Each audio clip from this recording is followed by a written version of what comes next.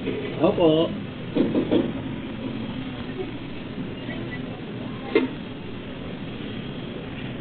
Opo.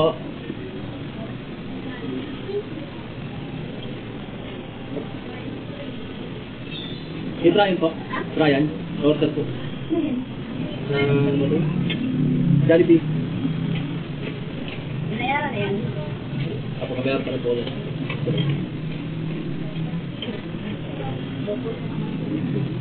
Dito lang ang parang ko. Deliver niya na sa Cebu ah.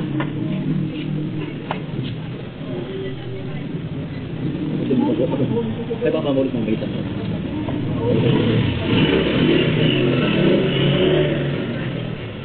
Ah, Jollibee. So, mga lord guys, bakit may tawag ng tawag sa gitip pa nagpa-deliver yung Kolokoy? Ayan o.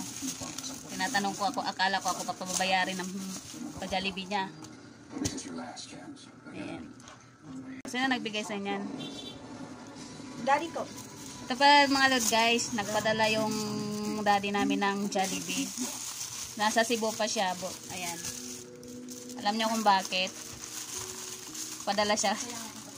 Grab siya. Oh, nagpadala siya, nag-order siya, nasa Cebu pa siya, pero may pinadala siyang Jollibee. Dami naman yung order, tayo lang dalawa. Gati.